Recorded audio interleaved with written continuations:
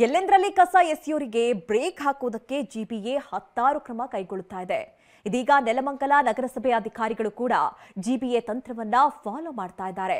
ಕಸ ಎಸೆದವರ ಫೋಟೋ ತೆಗೆದುಕೊಟ್ರೆ ₹100 ಬಹುಮಾನವನ್ನ ಪ್ರಕಟಿಸಿದ್ದಾರೆ. ರಸ್ತೆ ಬದಿಯಲ್ಲಿ ಕಸ ಎಸೆದ್ರೆ ₹500 ದಂಡ.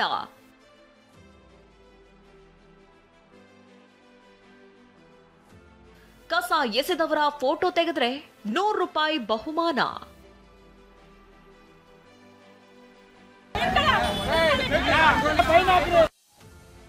ಎಲ್ಲೆಂದರಲ್ಲಿ ಕಸ ಎಸೆದವರ ಮನೆ ಬಾಗಿಲಿಗೆ ಕಸ ಸುರಿಯುವ ಮೂಲಕ ಜಿಬಿಎ ಅಧಿಕಾರಿಗಳು ಹೊಸ ಪ್ರಯೋಗ ಮಾಡಿದ್ರು.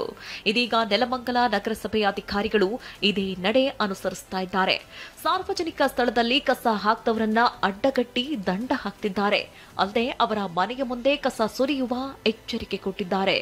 ಎಲ್ಲಿಂದ್ರಲ್ಲಿ ಕಸ ಹಾಕೋದನ್ನ ತಪ್ಪಿಸ್ಬೇಕು.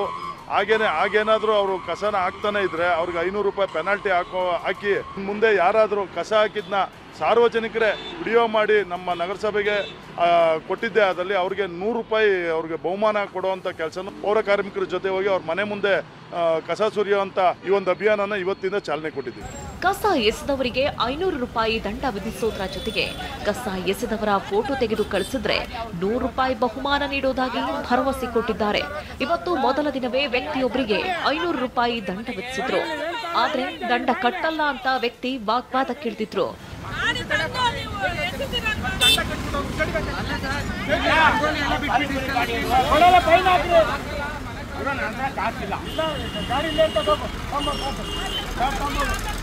ಏನೇ ಹೇಳಿ ನಗರಸಭೆಯ ಈ ಸ್ವಚ್ಛತಾ ಆಂದೋಲನ ಒಂದು ದಿನಕ್ಕೆ ಸೀಮಿತವಾಗದೇ ಇದ್ರೆ ಸಾಕು.